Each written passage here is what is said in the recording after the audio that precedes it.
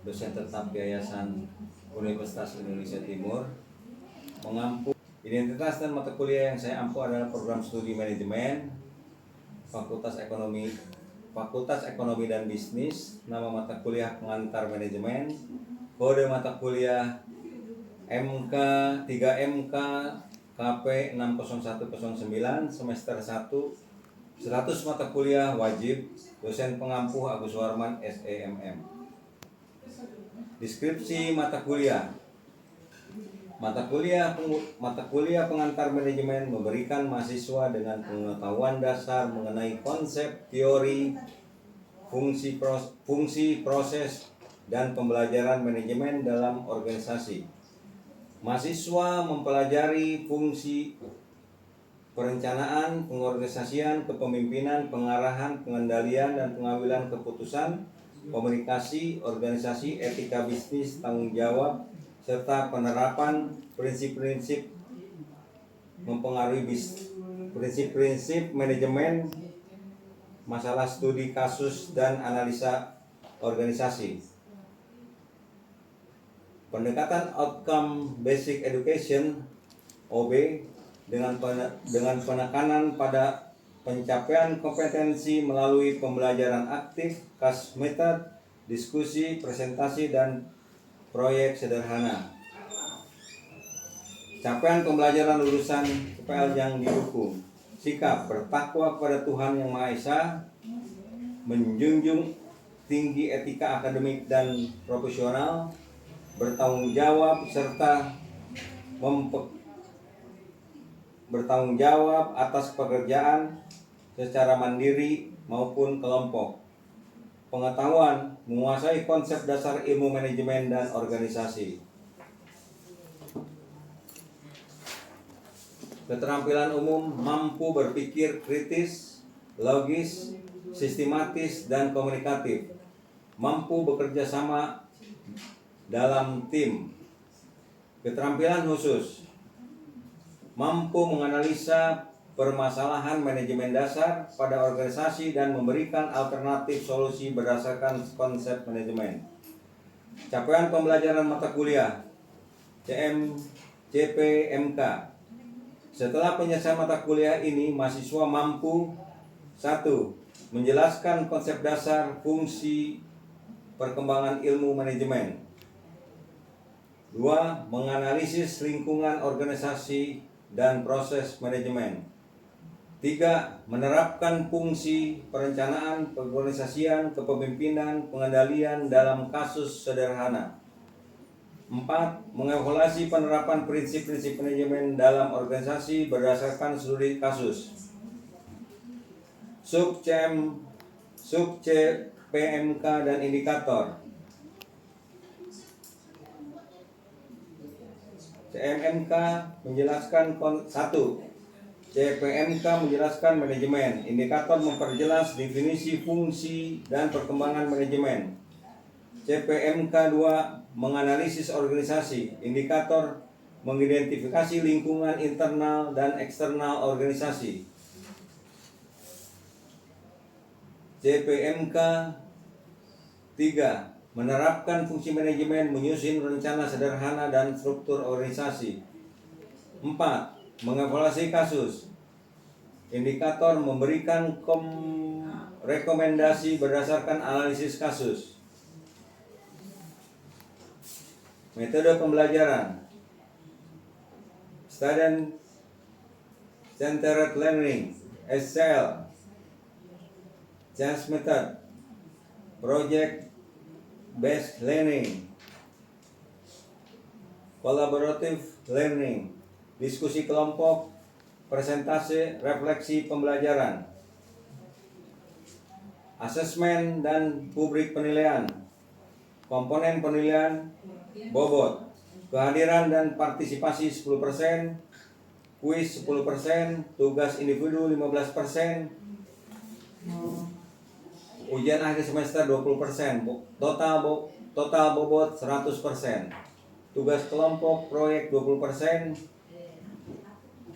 presentasi 10%, ujian tengah semester 15%,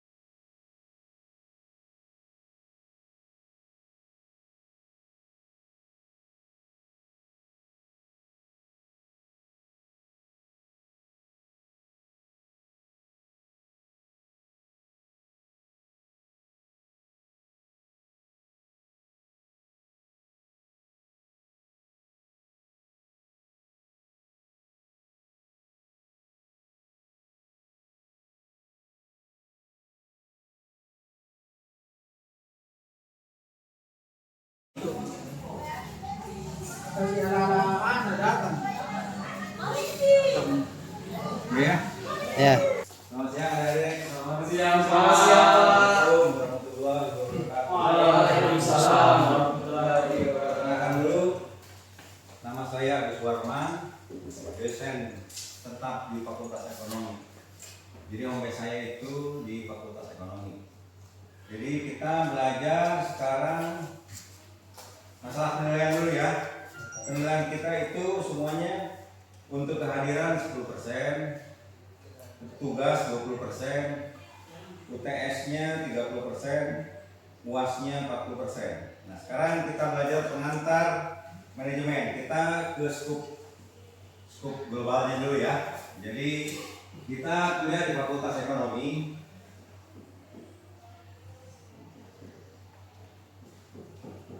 Fakultas Ekonomi, jurusan manajemen.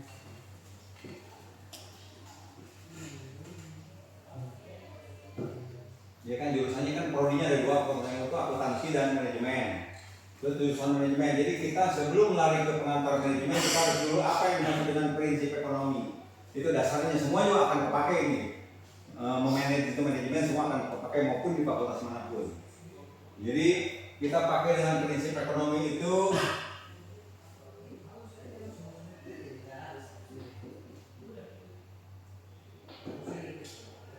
apa itu prinsip ekonomi itu? Jadi dengan modal sekecil-kecilnya untuk menghasilkan yang sebesar-besarnya. Itu prinsip ekonomi. Jadi setelah itu baru kita lari ke pengantar manajemen. Ini dasarnya deh ya.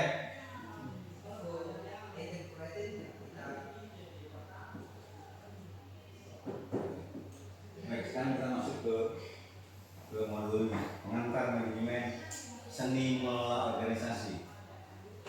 Ya. Jadi manajemen itu memahami dasar manajemen untuk membangun organisasi yang efisien dan efektif dan berdampak untuk ke depannya. Jadi apa yang maksud efisien? Efisien itu gimana cara kita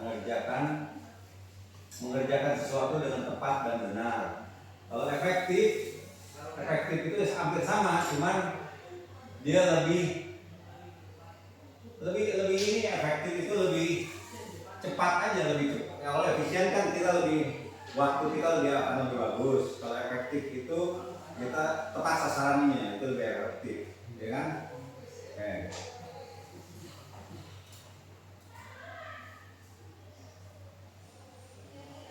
Apa itu manajemen? Manajemen adalah proses mengkoordinasikan kegiatan kerja yang selesai secara efisien, efektif melalui orang lain. Jadi artinya itu suatu organisasi, jadi itu yang namanya manajemen itu suatu organisasi, dia itu mempekerjakan melalui orang lain untuk mencapai suatu tujuan yang baik, ya kan, orang lain. Manajemen memastikan sumber daya yang langka, waktu, uang yang digunakan secara optimal untuk mencapai tujuan organisasi. Manajemen. Lanjut ya. Dua pilar utama keberhasilan manajemen yang harus berjalan seimbang. Satu, efisiensi. Efisiensi melakukan sesuatu dengan cara yang benar, menggunakan input seminimal mungkin untuk hasil yang maksimal. Jadi kita balik lagi ke prinsip ekonomi dulu yang awal. Dua, efektivitas. Melalui hal yang benar, memastikan tindakan mengarah pada pencapaian tujuan yang telah ditetapkan. Jadi apa yang kita jalankan itu gimana caranya supaya efektif mencapai tujuan yang telah ditetapkan. Itu ada hasilnya nanti. Keseimbangan. Manajer terbaik menyeimbangkan keduanya, hemat sumber daya sekaligus tepat sasaran. Itu. Oke, lanjut ya.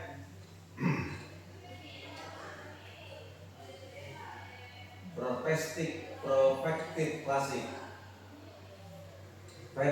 Pendapat Frederick F. Taylor. Lower time as motion study, menganalisis cara kerja untuk meningkatkan produktivitas secara ilmiah. Henry Panyol. Merumuskan prinsip manajemen yang menjadi fondasi. Merumuskan 4 prinsip manajemen yang menjadi fondasi teori organisasi modern. Contohnya ke-14 itu deh. Menurut Henry Panyol ya.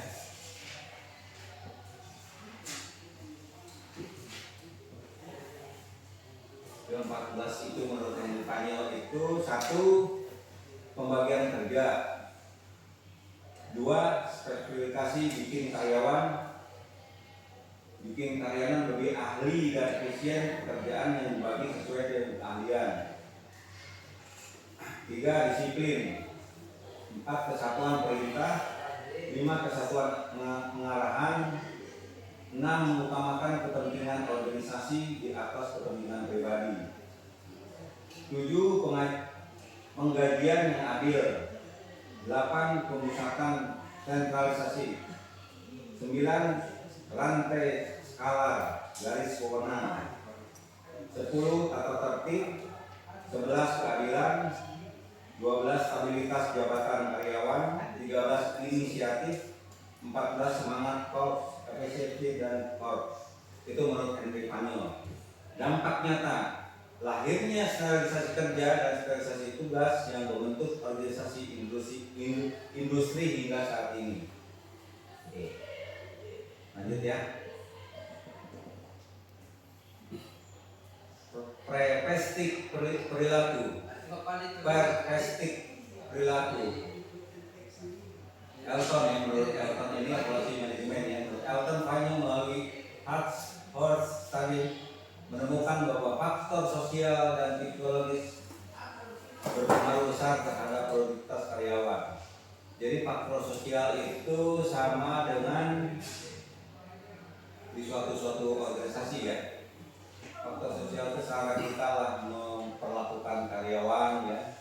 Itu berpengaruh terhadap produktivitas karyawan. Ini menandai transformasi besar. Manajemen bergeser dari sekedar angka dan prosedur menuju pemahaman perilaku manusia dalam organisasi. Lanjut ya, dikit lagi. Fungsi manajemen, fungsi utama manajemen. 1. Planning. Menetapkan tujuan dan strategi organisasi. Jadi kita kalau mau merencanakan sesuatu, kita mau mengerjakan sesuatu, kita harus punya planning. Jadi rencana kita apa? Ya kan, rencana itu apa? Setelah itu baru organisasi, yaitu membentuk struktur dan pendelegasian wewenang. Jadi setelah itu kita karyawan ada, semua ada, kita bikin struktur organisasinya untuk mengatur strategi dan wewenang pendelegasian wewenang. 3. Accelerating atau leading. yaitu mengarahkan dan memotivasi seluruh anggota tim. 4. Controlling. Controlling itu memantau kinerja agar target tetap tercapai. Jadi semuanya keterkaitan dari mulai planning, organizing, leading, sama controlling semua keterkaitan. Jadi semuanya harus keterkaitan semuanya sehingga terbentuk apa yang kita inginkan bersama. Selanjutnya, tingkatan manajer dalam organisasi. Manajemen tingkatan manajer dalam organisasi. Manajemen puncak menetapkan visi, misi, strategi jangka panjang organisasi secara keseluruhan. 2. Manajemen menengah menjembatani strategi puncak dengan pelaksanaan operasional di lapangan. 3. Manajemen lini pertama mengawasi aktivitas harian, membimbing staf dan manajerial secara langsung. Itu tingkatan manajer dalam organisasi.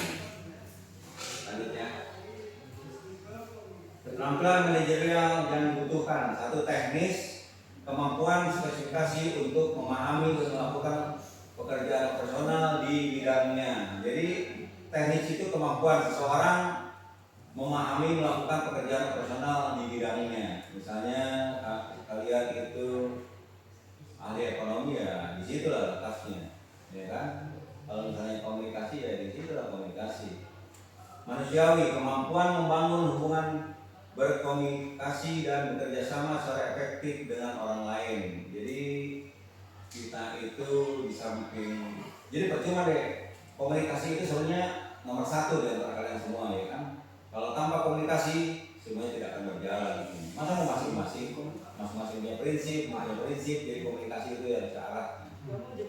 Konseptual, kemampuan berpikir analitis dan strategis untuk memecahkan masalah kompleks di tingkat organisasi. Okay. Lanjut ya. Stakeholder dan nilai organisasi. Stakeholder mencakup semua pihak internal maupun eksternal yang dipengaruhi oleh keputusan organisasi, karyawan, pelanggan, investor hingga masyarakat. Keberhasilan manajemen sejati diukur bukan hanya dari profit tetapi dari nilai nyata yang dihasilkan bagi seluruh pemangku kepentingan. Nah itu dia ini ya, gambarnya.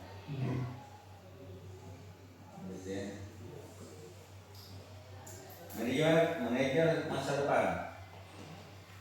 Manajemen bukan sekedar tugas administratif, melainkan seni mengintegrasikan sumber daya manusia, waktu dan modal untuk menciptakan dampak nyata.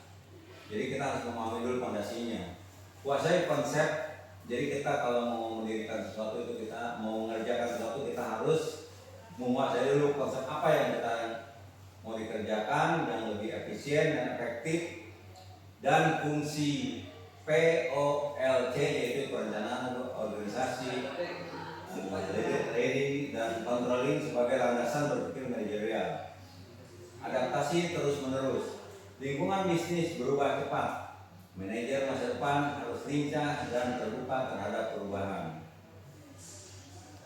Jadi mulai sekarang tuh asah keterampilan kalian, teknis manusia dan konseptual Anda hari ini untuk memimpin organisasi yang berdampak negatif, berdampak tinggi. Jadi ini kita lanjut ke ini, anggap ini udah selesai. Jadi kita ngomong ke kita yang ada menjurus ke ekonomi ya. Jadi pertama kali itu dengan prinsip ekonomi itu dasar daripada kita yang harus kita tahu. Jadi prinsip ekonomi itu dengan modal yang sedikit-sedikitnya dapat menghasilkan yang sebesar-besarnya. Nah sekarang kuncinya itu semua deh. Bapak kasih tahu ya, ini sebenarnya untuk pergaulan juga semuanya. Kita harus mengerti 3J. Itu bisa dipakai di manapun. Jadi jaringan satu, setelah jaringan kita banyak, baru kita jalin, ya kan? Baru kita jalin. Setelah itu baru kita bisa jalan memberikan manfaat ke semua orang. Itu berlaku untuk semuanya maupun kuliah dimanapun. Jadi itu yang bisa Bapak sampaikan. Jadi kalau nanti untuk pertemuan berikutnya kita diskusi untuk selanjutnya ya. Sekian, terima kasih. Assalamualaikum warahmatullahi wabarakatuh. Waalaikumsalam